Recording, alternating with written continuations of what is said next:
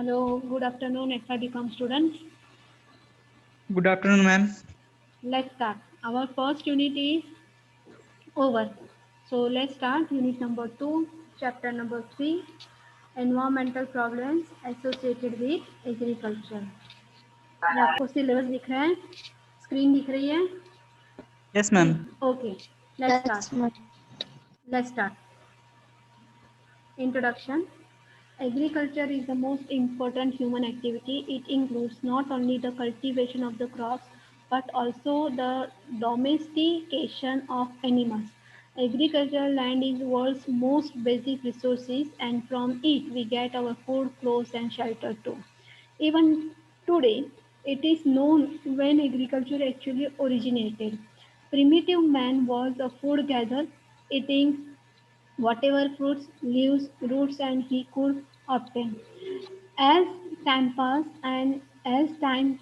and the population increased, fishing hunting became increasingly important in supplementary what was lacking in the field. So, in short, we can say that agricultural is the backbone of the Indian society or human activity. Okay, so agriculture का जब हम नाम लेते हैं तो सिर्फ उसमें cultivation of crops की बात नहीं करते, लेकिन उससे जुड़े हुए डोमेस्टिकेशन एनिमल्स के साथ या जब हम ये रिसोर्स को इस्तेमाल करते हैं तो उससे हमें क्या मिलता है, फूड मिलता है, क्लोथ मिलता है और शेल्टर मिलता है। कि जैसे हम आदि मानव की बात करें तो वो पहला का जो इंसान था तो वो सिर्फ वो क्या करता था, फूड गैदर करता था या खाना इकट्ठा करना या जो कुछ मिले उसको खाना या ल्यूज पहन के। आपने शायद ये स्टोरी वगैरह सुना भी होगा या आप पढ़ चुके हैं फर्स्ट या सेकेंड संडे में, जो जिसको हम आदि मानव बोला करते थे। Then it was realise that same type of the food production was necessary. कि जैसे पहले हंटिंग वगैरह होता था, फिशिंग वगैरह होता था, लेकिन आज वो सप्लीमेंट की तरह आज रिसेंट टाइम में उसको लिया जाता है। Then it was realise that some type of the food production was necessary. Animals were named first to provide milk, meat, hair, and skin. They were used as draught animals.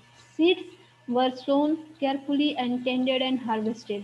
Then the man began to live in the settled community to feed ever increasing population. It was necessary to find out the ways and the means to increase and agricultural productivity of the land. तो जैसे जैसे आदि मानव की बात करें कि जैसे वो पहले फिर उन्होंने उसने अग्नि ढूंढ निकाला, अग्नि कैसे पैदा किया जाता है, जलाया कैसे जाता है, फूड को किस तरह से खाया जाता है, उसको कैसे तरह पकाया जाता है। तो जब हम एनिमल का इस्तेमाल करते हैं तो उसको सबसे वो पहले हमको क्या देता है, मिल्क देता है, मीट देता है, हेयर उसका होता है और उसके स्किन का इस्तेमाल किया जाता है। तो इस तरह से जैसे हम बोलते कि इंसान ने एक कम्युनिटी सेटल किया अपने जैसे डोमेस्टिक एनिमल के साथ। और उसके बाद इसमें एग्रीकल्चर प्रोडक्टिविटी में जो हम लैंड की बात करते हैं एग्रीकल्चर प्रोडक्टिविटी में कि किस डोमेस्टिक एनिमल का जिसका ज़्यादा इस्तेमाल करके उसने वो प्रोडक्टिविटी में अपना प्रोडक्टिविटी बढ़ाया। Then next point is factors affecting that physical factors such as climate, soil and steepness of the slopes. तो फिजिकल फैक्टर हम किसको बोलते हैं इसमें? फिजिकल फैक्टर हम बोलते हैं कि क्लाइमेट है, सॉइल है और जो स्लोप्स होते हैं जो हम बोलते हैं कि हिली एरियाज, तो स्टेपनेस ऑफ द स्लोप्स ये फिजिकल फैक्टर है। Then economic factor such as distance from the market, government control and subsidies. तो इकोनॉमिक फैक्टर्स में आता है मार्केट से कितने डिस्टेंस पे है, फिर गवर्नमेंट कंट्रोल कैसा है, मीन्स प्राइवेट है या गवर्नमेंट कुछ सब्सिडीज देती है तो उसके लिए उसका इस्तेमाल सही में वो इस्तेमाल कर पाते हैं या नहीं, that is one point. Then human factor such is knowledge and preference for the particular crops and livestock. तो जब भी कोई किसान जब खेत में वो काम करते हैं तो उसका थोड़ा सा नॉलेज और जो हम बोलते हैं कि preference for particular crops and life stock उसका उतना नॉलेज उसके पास होना चाहिए। समझ में आया? समझ में आया, हाँ या ना? Yes, ma'am. Hmm, Yes, ma'am. Okay. Then next point is problems associated with the agriculture. कि अभी एग्रीकल्चर की हम बात तो करते हैं लेकिन उसके साथ कौन से प्रॉब्लम जुड़े हुए हैं? With increasing population at alarming rate the demand for food and food grains is increasing all over the world. In order to increase the food production, use of high yielding variety seeds जिसको हम बोलते हैं HYV, the use of chemical fertilizers and pesticides, irrigation and mechanization of agriculture increase in the last 50 years. तो यहाँ पे जैसे हम बोलते हैं कि जैसे पॉपुलेशन बढ़ता है तो सबकी डिमांड या डिज़ायर को कंप्लीट करने के लिए उतना फूड प्रोडक्शन भी होना चाहिए, और उसको अप्लाई करने के लिए जैसे हम बोलते हैं high yielding variety seed means जैसे जो बीज बोया जाता है, the use of chemical fertilisers and pesticide, इसका इस्तेमाल करके उसको बोया जाता है। तो फॉर एग्जांपल आपको ये शायद शायद समझ में आएगा कि जैसे अभी जो सीजनल फ्रूट्स हम खाते हैं, ओके, तो अभी हम बोलते हैं कि फॉर एग्जांपल वाटरमेलन, तो वाटरमेलन हमको ज़्यादातर हमको समर सीजन में दिखाई देता है, लेकिन अभी भी मिल रहे हैं। मीन्स उसका मतलब क्या है कि जो हम ज़्यादा से ज़्यादा हम बोलते हैं केमिकल्स फर्टिलाइजर पेस्टिसाइड का इस्तेमाल करके जो चीज़ें बनाई जाती है या पैदा की जाती है, तो उसका प्रोडक्शन कैसा होता है, ज़्यादा होता है। समझ में आ रहा है? समझ में आ रहा है? Yes, ma'am. ये इजी आपको जल्दी से समझ में आया, Yes, ma'am. अगर नहीं आया तो वहाँ पे उत्तर दे दीजिए।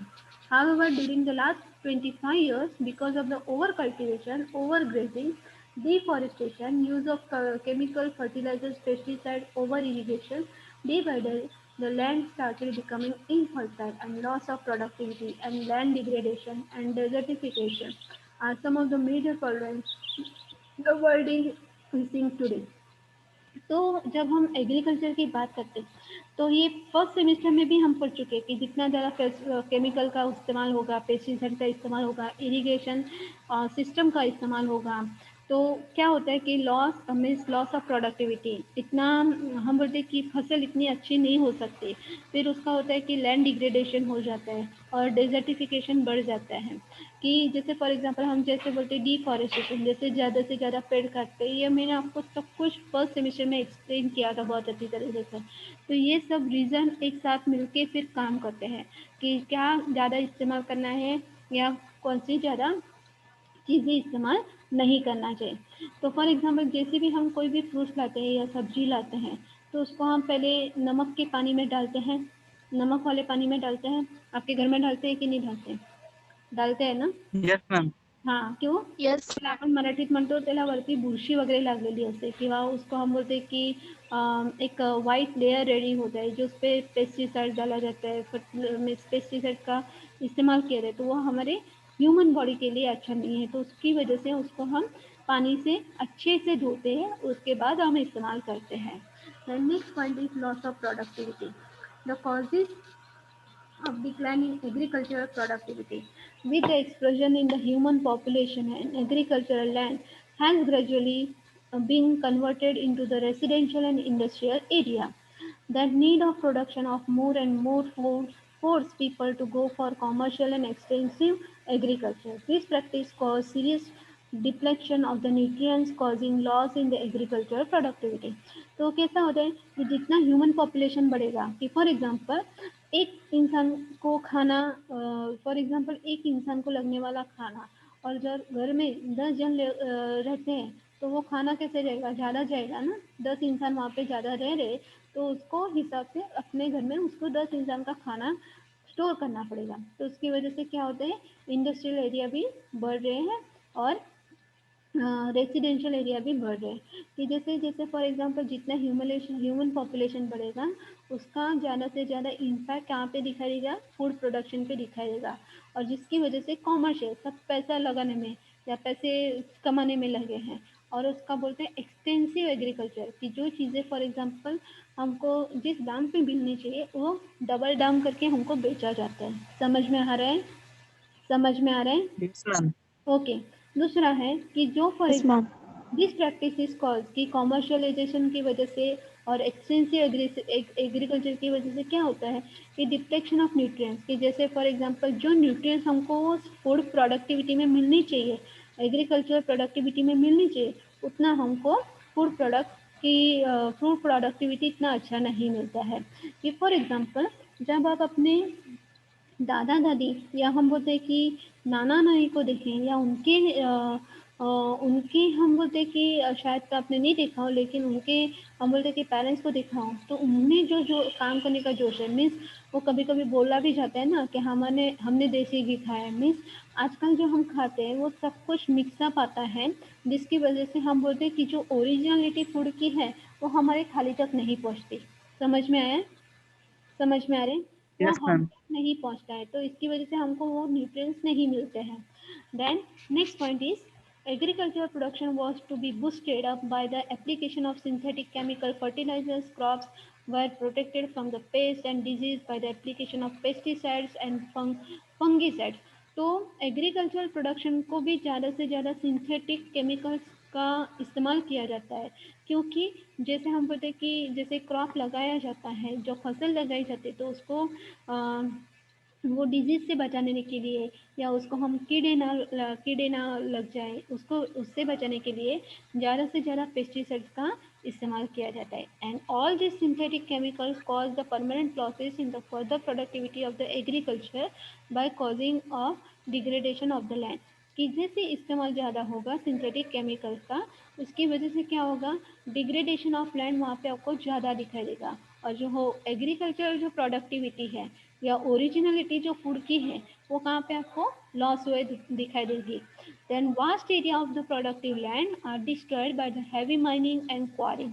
कि जो हम जो बोलते हैं ना कि फॉर एग्जांपल जो प्रोडक्टिव लैंड है कि वास्ट एरिया होता है, तो वो किससे बर्बाद होता है, कि जैसे फॉर एग्जांपल माइनिंग होता है या क्वारिंग होता है, उससे वो ज़्यादा बर्बाद होता है। क्योंकि सपोज वहाँ पे जब माइनिंग किया जाता है या क्वारिंग किया जाता है, तो वहाँ पे फसल नहीं उगाई जा सकती। समझ में आ रहा है? समझ में आ Yes, रहा है? ma'am. Yes, हाँ। ma'am. Then next point is frequent floods due to siltation of the rivers caused by soil erosion often leads to the damage of the top of the soil at the certain places, causing serious soil degradation, leading further to serious losses of agriculture productivity. तो क्या होता है कि for example जब हम बोलते हैं कि जब बारी बारी जैसे हम बोलते हैं कि नेचुरल कैलेमिटीज आती है, कि फॉर एग्जांपल फ्लड आता है, तो इसकी वजह से क्या होता है, सॉइल इरोजन होता है। और सॉइल इरोजन की वजह से क्या होता है कि सर्टेन प्लेसेस पे हम बोलते हैं कि जहाँ पे पिकाऊ जगह है, या हम बोलते हैं कि जहाँ पे फसल उगाई जाती है, वो फसल हमको वहाँ पे वैसी दिखाई नहीं देगी। समझ में आ रहा है? समझ में आ रहा है? Yes, ma'am. Okay, the next point is, देखिए, erratic rainfall induces by human activities causes frequent drought, can that further leads to causing crop failures and damage to the agricultural productivity. Erratic rainfall means हम बोलते हैं ना acid rainfall या acid rain हम बोलते हैं ना, कि ऐसी ह्यूमन एक्टिविटीज़ की वजह से जो हम बोलते हैं कि जो क्रिएट हम एनवायरनमेंट को करते हैं, जैसे फॉर एग्जांपल हम हार्मफुल करते हैं, तो फिर एनवायरनमेंट भी हमको हार्मफुल दिखा देते हैं, वैसे ही रिटर्न बैक हमको मिलता है, कि जिसकी वजह से क्या होता है, ड्रॉट आ जाता है, सूखापन। जैसे जैसे फॉर एग्जांपल जितने ज़्यादा पेड़ काटते हैं, तो फिर हर जगह हम बोलते हैं कि जो हरियाली होती है हम बर्बाद कर रहे हैं, तो फिर क्या हो जाता है, डिफॉरेस्टेशन मीन्स जैसे हम बोलते हैं कि एक सूखा हरा भरा जगह है, हरा भरा जगह है जहाँ पे ज़्यादा पेड़ पौधे हैं, लेकिन उसको काटने के बाद वो कैसे उज्जड़ दिखाई देता है या बेजान दिखाई देता है। वैसे ही वैसे ही कैसा हो जाता है, उसकी वजह से क्या हो जाता है, क्रॉप फेलियर हो जाता है और प्रोडक्टिविटी लॉस हो जाती है। समझा? समझा कि नहीं समझा ये Yes, बात? ma'am. The next point is current practice of planting commercial varieties of trees on agriculture instead of growing food crops, leading to the serious losses to the productivity। कि जैसे हम बोलते हैं कि अभी जैसे पैसे कमाने के लिए commercial varieties of the trees, कि फॉर एग्जांपल हर एक टाइप के जो हम बोलते हैं कि हर एक वैरायटी के जैसे पेड़ पौधे लगाए जाते हैं, कि सही में वो ज़मीन उसके लिए सुटेबल है कि नहीं, या लैंड उसके लिए सुटेबल है कि नहीं, ये ना सोचते हुए सिर्फ फूड क्रॉप्स होना चाहिए, जिसकी वजह से भी एक एग्रीकल्चर प्रोडक्टिविटी में लॉस दिखाई देता है। ठीक है? Yes, हाँ। ma'am. Then next point is what is land degradation. The land degradation क्या है? The land degradation is the process in which the value of biophysical environment affected by the combination of the human induced processes action upon the land. It is as any change or disturbance to the land perceived to the deleterious or unnatural natural hazard as the cause, and human activities can directly affect the phenomena such as floods, bushfire. तो land degradation तो एक ऐसी process है जिसमें हम बोलते हैं कि बायो फिजिकल एनवायरनमेंट, कि जैसे हम बोलते हैं कि जो फिजिकल एनवायरनमेंट होता है, बायो फिजिकल एनवायरनमेंट है, उसको ज़्यादा से ज़्यादा नुकसान ह्यूमन एक्टिविटीज से होता है। तो ह्यूमन एक्टिविटीज में डायरेक्टली ये लैंड डिग्रेडेशन के लिए जिम्मेदार है। कि for example flood, bush fire, कि for this is considered to be an important topic of the 21st century due to the implement plan degradation has upon organic agronomic productivity and the environment and its food security. It is estimated that up to 40% of the world agriculture seriously degraded. तो जब हम ये 21st century का ये एक important topic मुझे कि land degradation किस तरह से होता है, उसके रीज़न क्या है, वो किस ह्यूमन एक्टिविटीज़ की वजह से ज़्यादा क्रिएट होता है, और ये घटना होने के बाद उसके रिजल्ट क्या आते हैं। तो ये एक अभी का रिसेंट टॉपिक हम बोलते हैं कि ये सब जगह उसका डिस्कशन हो रहा है। और वर्ल्ड में 40% जब हम एग्रीकल्चर की बात करते हैं तो एग्रीकल्चर सेक्टर लैंड डिग्रेडेशन को फेस कर रहा है। समझा? समझा? Yes, ma'am. Yes, ma'am. Then next point is, अभी ये देखेंगे लैंड डिग्रेडेशन मतलब क्या। तो लैंड डिग्रेडेशन का उसका कॉजेज क्या है। The land degradation is the global problem largely related to the agriculture use. For example सबसे पहले land clearance such as clear cutting and deforestation, कि जितना ज़्यादा पेड़ काटेंगे, ये फिर से मैं रिपीट करने वाली नहीं हूँ।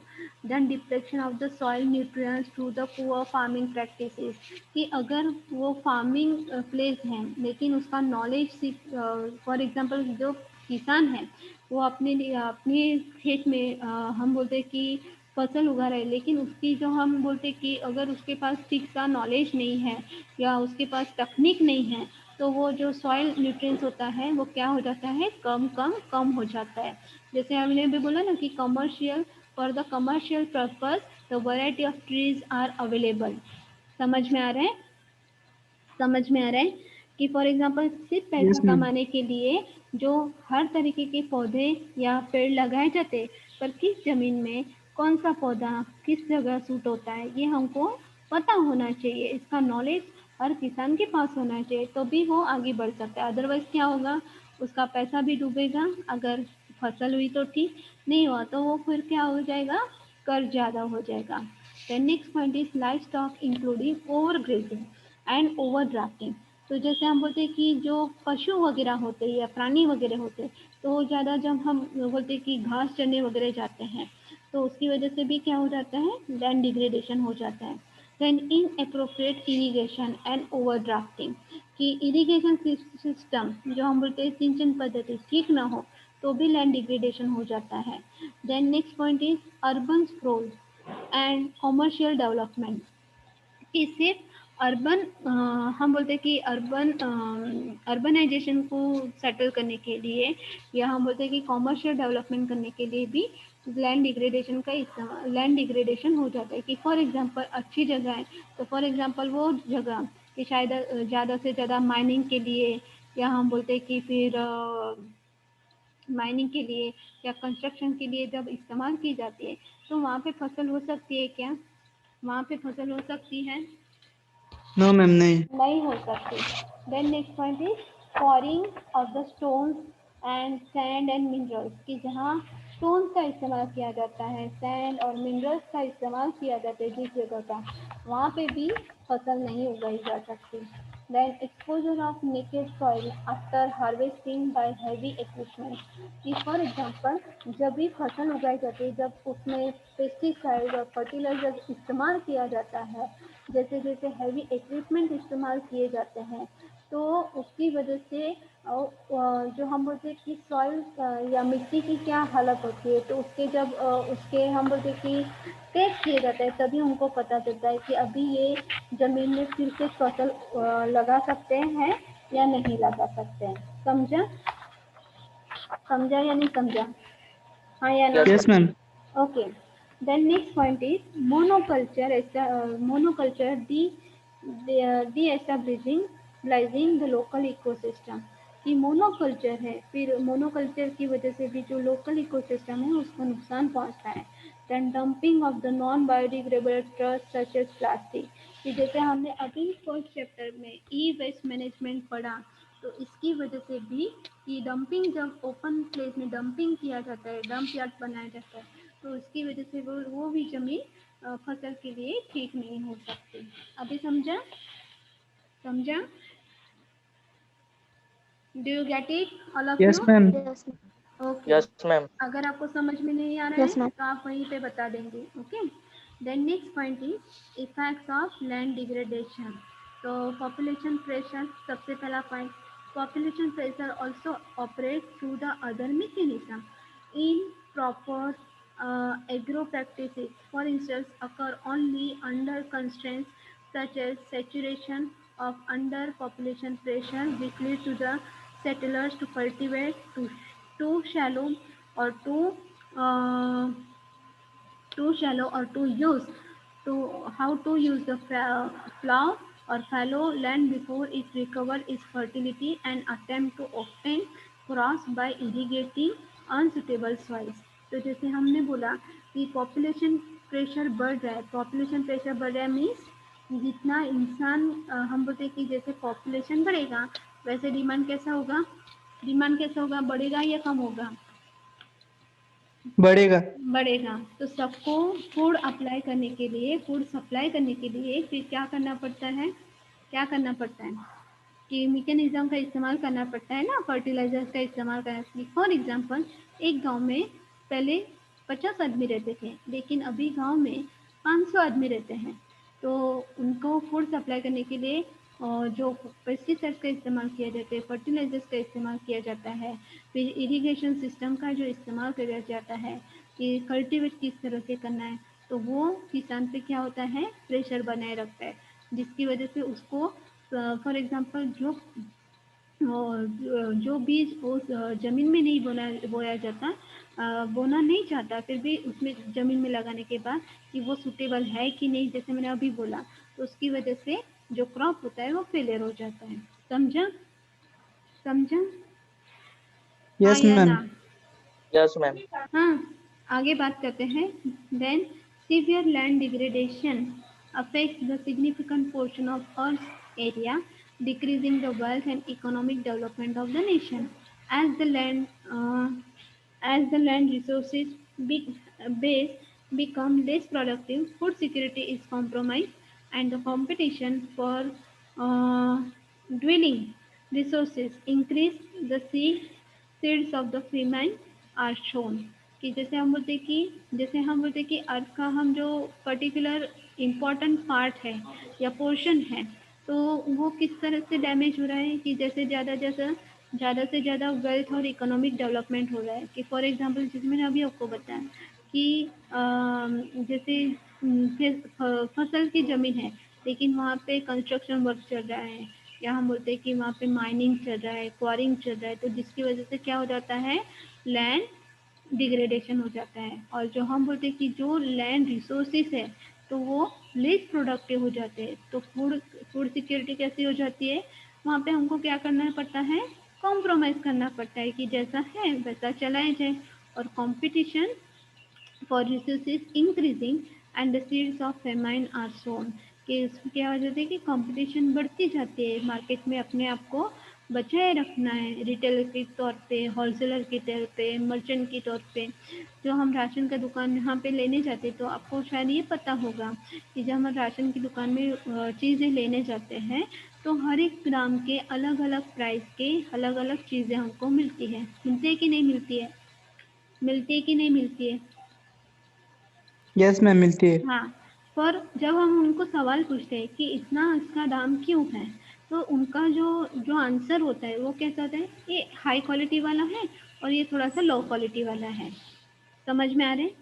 ये थोड़ा सा हाई क्वालिटी वाला है और ये थोड़ा सा लो क्वालिटी वाला है, इसके लिए इसका दाम इतना कम है और इसके लिए इसका दाम ज़्यादा है। पर वो ये नहीं कह पाते कि उसका पर्टिकुलर प्रॉब्लम क्या है, कि उसका पर्टिकुलर प्रॉब्लम फसल से है, उसका पर्टिकुलर प्रॉब्लम सॉइल से है, उसका पर्टिकुलर प्रॉब्लम लैंड से है। समझ में आ रहे हैं? समझ में आ रहे हैं? Yes, Yes, ma'am. ma'am. हाँ, तो जब भी हम चीज़ें खरीदते हैं कि हाँ गेहूँ का दाम कितना है, कि फॉर एग्जांपल अच्छे वाला गेहूँ कितने में आता है, या फॉर एग्जांपल हम राइस का दाम पूछते हैं तो राइस कितने में, हमारे यहाँ पे अलग अलग टाइप का राइस मिलता है। हाँ, लेकिन इतना उसका दाम इतना बढ़ा हुआ क्यों है, ये हमको समझ में नहीं आता।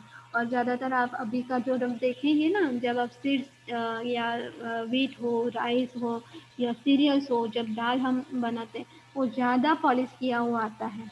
कि जैसे हम बोलते हैं कि कोई भी चीज़ जैसे हम खेत से लाते हैं तो उसको हम ज़्यादा से ज़्यादा पॉलिश किया नहीं, जो हम बोलते हैं कि ओरिजिनलिटी उसकी खो देते। जब ज़्यादा पॉलिश किया जाता है ना फूड, तो उसका जो ओरिजिनलिटी होता है वो कैसा हो जाता है, कम हो जाता है। समझ में आ रहा है? समझ में आ रहा है? Yes, हाँ। ma'am. नेक्स्ट पॉइंट देखते Yes, देखिए। ma'am. Climate change. There is a significant land degradation from seawater inundation, and particularly in the river deltas and low lying island, कि जैसे क्लाइमेट चेंज की वजह से भी एक पर्टिकुलर उसमें बोलते हैं कि सॉइल इरोजन या हम बोलते हैं लैंड डिग्रेडेशन के लिए एक इम्पॉर्टेंट फैक्टर है। कि फॉर एग्जांपल जैसे गर्मी पड़ती है तो जैसे फॉर एग्जांपल जो आइसलैंड होता है वो बर्फ पिघलने लगती है, और वो बर्फ कैसे होती है, हम बोलते हैं कि जब बर्फ पिघलने लगता है वो पानी में कन्वर्ट होता है, और वो पानी कहाँ पे मिक्सअप होता है, नदी नाले में, नदी में और समुद्र में मिक्सअप होता है, वो ज़मीन में मिक्सअप हो, हम बोलते हैं कि वो सॉइल में मिक्सअप हो जाए, तो जिसकी वजह से क्या होता है, लैंड डिग्रेडेशन होता है। It is a potential hazard that was identified in the 2007 IPCC report, कि ये आईपीसीसी रिपोर्ट के थ्रू ये बताया गया कि जो हम बोलते हैं कि क्लाइमेट चेंज, सी वाटर इनंडेशन, तो ये भी एक इसके लिए जिम्मेदार है। समझा? समझा? Yes, ma'am. Yes, ma'am.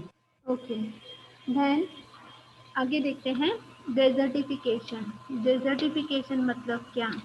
In 1977, in Nairobi, the first United Nations Conference on Desertification defined the desertification as the reduction of the destruction of the land biological potential, finally resulting in the appearance of the desert condition. कि desert मतलब क्या? Desert मतलब क्या? आप मुझे बताएंगे desert मतलब क्या? Wawanta, और उसको हम हिंदी में क्या बोलेंगे? Registan. रेगिस्तान। तो उसका जो हम बोलते हैं कि रेगिस्तान किस तरह से हो जाता है, कि फॉर एग्जांपल यहाँ पे एक 1977 में नैरोबी में यूनाइटेड नेशन का एक कॉन्फ्रेंस हुआ था, किस टॉपिक पे, डेजर्टिफिकेशन के लिए। तो डेजर्टिफिकेशन में जो लैंड का हम बोलते हैं कि डिस्ट्रक्शन होते जाता है, कि बायोलॉजिकली या पोटेंशियल उसका कम हो जाता है, लैंड फर्टिलिटी हम बोलते हैं कि प्रोडक्टिविटी के लिए जो लैंड कम हो जाता है तो उसको हम क्या बोलते हैं, डेजर्टिफिकेशन। की फसल उगाने के लायक नहीं रहती तो उसको हम क्या बोलते हैं, desertification. In spite of this definition, there is still much confusion over the meaning of desertification. The concept of expanding desert and advancing sand dunes has become the dominant image in the people's eye rather than the less visible and much more serious phenomenon. तो क्या होता है, हम क्या करते हैं, for example जो हम डेजर्टिफिकेशन इसका इतना हम बोलते हैं कि उसका डेफिनेशन देने के बाद भी लोगों के दिमाग में डेजर्टिफिकेशन मतलब क्या, ये अभी भी उनको समझ में नहीं आ रहा है। तो जैसे एक्सपर्ट होते हैं, जैसे हम बोलते हैं कि फार्मिंग एक्सपर्ट होते हैं, तो क्या करते हैं कि फॉर एग्जांपल जैसे हम बोलते हैं कि एडवांस फार्मिंग एक्सपर्ट नहीं, लेकिन जो हम बोलते हैं कि डेजर्ट क्यों होता है, उसका एक्सपेंडेशन क्यों होता है, तो उसमें बोलते हैं कि for example advancing sand dunes has become the dominant image, कि जो सैंड ड्यून्स होते हैं उसकी वजह से एक जो लोगों के दिमाग में एक इमेज तैयार हो चुकी है कि हाँ इसकी वजह से डेजर्ट हो सकता है। Then next is this is the problem of the land degradation that affects the number of the people and mainly man made, कि उसकी वजह से ज़्यादा से ज़्यादा लोगों को क्या होता है, नुकसान पहुंचता है। And if it is fully understood the serious handle it should be resolve by the Mankind, अगर हम उसको ध्यान से ठीक से देखें तो उसको हम उस डेजर्टिफिकेशन को हम कंट्रोल कर सकते हैं, और जिसकी वजह से बहुत सारी जो मुसीबतें फ्यूचर में आने वाली हैं उससे हम बच सकते हैं। समझा पॉइंट कि नहीं समझा? हाँ। समझा कि नहीं समझा? हाँ या मैम ना? परीक्षा का नहीं है। हाँ,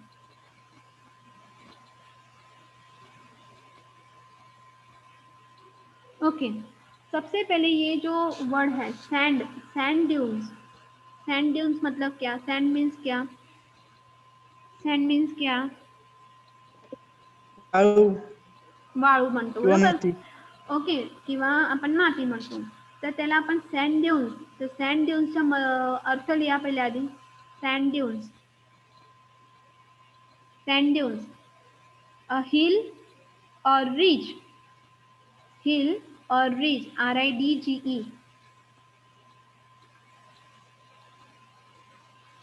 hill or ridge of sand piled up by piled up by PILED, piled up by the wind, piled up by the wind. लिखा क्या, yes have you ma'am. Return? उसका मतलब क्या होता है कि जैसे हम बोलते हैं कि जैसे ज़्यादा हवा बहती है ना, जैसे ज़्यादा हवा बहती है, तो जैसे फॉर एग्जांपल हवा हवा जितना ज़्यादा बहता है तो मिट्टी भी उड़ने की लगती है कि नहीं, मिट्टी के कण कण हर जगह यस होता मैम. है, उसकी वजह से हम क्या बोलते हैं, एक फॉर एग्जांपल जैसे एक हिल तैयार होता है या माउंटेन तैयार होता है, रिज तैयार होता है, माउंटेन तैयार नहीं करते, माउंटेन नहीं बोल सकते, पर एक छोटा सा हिल रेडी होता है, की जितनी ज़्यादा हवा बहती है उसकी वजह से जो आपण त्याला काय म्हणतो की एक वाळूचा आपण म्हणतो छोटासा ढिगारा, किंवा आपण आपण म्हणतो ना ढिगार तयार झाले, किंवा खूप खूप खूप माती झाली एकत्र झाली, समजलं का? समजलं यस का? मैम. हां, तर ते झाल्यानंतर यस पण मॅम. किंवा आपल्याला असं वाटतं हां, तसं कसं होतं की जसं मातीचा ढिगार तयार होतो किंवा वाळूचा ढिगार तयार होतो, तर त्याच्यामुळे पण लोकांचं असं म्हणणं आहे की तेव्हा तो डेझर्टिफिकेशन तयार होतो, म्हणजे रणप्रदेश तयार होतो. पण तसं नसतं. रणप्रदेश फक्त मातीच्या ढिगाऱ्याने तयार होतं का? मातीचा ढिगार लागला की तयार होतो? बाकी के बच्चों को समझ में आ रहा है मैं क्या बता रही हूँ, है या नहीं है? Yes ma'am. हाँ, तो जैसे जैसे बोलते हैं हवा बहती है ज़्यादा, और जैसे वो एक थोड़ा सा छोटा सा हिल रेडी होता है, तो सबके दिमाग में एक ऐसे इमेज होता है कि हाँ बाबा ऐसे ही डेजर्टिफिकेशन रेडी होता है, लेकिन वैसा नहीं होता है। डेजर्टिफिकेशन के लिए हम बोलते हैं कि बायोलॉजिकल पोटेंशियल जो लैंड में होना चाहिए वो कम हो जाता है। तो अगर वो ज़मीन, या हम बोलते हैं कि वो हम बोलते हैं कि लैंड फसल के काम नहीं आई तो फिर उस पे क्या होगा? फसल के काम नहीं है कि फॉर एग्जाम्पल फसल के काम नहीं आती है वो ज़मीन, तो उसका फिर वहाँ पे क्या कर दिया जाता है, उसको कंस्ट्रक्शन में या माइनिंग के लिए इस तरह से उसको इस्तेमाल किया जाता है ना, इस तरह से उसको इस्तेमाल किया जाता है ना, कि जिसका पोटेंशियल ख़त्म हो चुका यस है, जिसका पोटेंशियल ख़त्म हो चुका है, कि फॉर एग्जांपल कि आपके घर के सामने एक पेड़ लगा है जो बरसों से आपको बहुत सारे फल दे रहा है, लेकिन अचानक उस पेड़ में हम बोलते हैं कि अगर कोई डिजीज आ गया या पेड़ खराब हो गया तो फिर आप क्या करेंगे, उसको रखेंगे या उसको निकाल देंगे, उसको रखेंगे या उसको निकाल देंगे, वो निकाल देंगे. निकाल देंगे, वैसे ही होता है। समझा? अभी समझा? अभी समझा? हाँ यस या मैम. ना? Ma'am. Then next point is causes of desertification, तो उसके लिए कारण कौन से हैं देखिए, सबसे पहले 3 बड़े कारण हैं: over cultivation, over grazing and unskilled irrigation. तो ओवर कल्टीवेशन, तो सबसे पहला पॉइंट है, nowadays many states in India are producing cash crops. This displays the tradition agriculture which moves to the marginal lands and marginal areas previously unused and either decline in the productivity until climatic shocks such as drought finishes off the process of degradation. Over cultivation means cultivation के लिए जो crop तैयार किया जाता है तो उसमें ज़्यादा से ज़्यादा, फॉर एग्जांपल जैसे मैंने आपको पिछली बार बताया था कि फॉर एग्जांपल कहीं ज़मीन में आपने गेहूँ लगाए हैं तो फिर बारी बारी बारी बारी आप बहुत सालों से गेहूँ लगा रहे हैं, या फॉर एग्जांपल आज गेहूँ लगा रहे हैं, कल हम बोलते हैं कि राइस लगा रहे हैं, लेकिन उसकी वजह से क्या होता है, कल्टीवेट करते हैं ना, आप क्या करते हैं, लैंड कल्टीवेट करते हैं, तो उसकी वजह से क्या होता है, उसकी जो प्रोडक्टिविटी है वो कैसे हो जाती है, ख़त्म हो जाती है। और आजकल मार्केट में क्या हो जाता है कि जो हम मार्जिनल एरिया से, कि जिसका पहले इस्तेमाल नहीं हुआ है, वो लैंड को कल्टीवेशन के लिए इस्तेमाल किया जाता है। तो क्या होता है, जिसकी वजह से फॉर एक्झाम्पल सूखापण आ जाता है, की फॉर एक्झाम्पल आपण त्याला मराठीत काय म्हणतो, मशागत करणे, की फॉर एग्जाम्पल अगर आपको ये बोला जाए कि आप दिन में 20 या 100 आप जो हम बोलते हैं कि ब्रीदिंग एक्सरसाइज, अगर आपको आदत नहीं है तो आपको ऐसा बोले कि ब्रीदिंग एक्सरसाइज के 100 आपको काउंटिंग करना है, वैसा आपको एक्सरसाइज करना है, तो आप कर पाएंगे, वैसा आप कर पाएंगे, हाँ या ना? No, breathing ma'am. नहीं, लेकिन आपको जब उसकी आदत होगी तो वो आपके लिए कैसा हो जाएगा, ईजी हो जाएगा। अगर आपको ऐसा बोल दे कि आपको 2 घंटा चलना है, हाँ, कॉलेज से घर या घर से कॉलेज आपको चलते चलते ही आना है, कोई बारिश हो, ठंडी हो, गर्मी हो, आपको चलते ही आना है और चलते ही जाना है।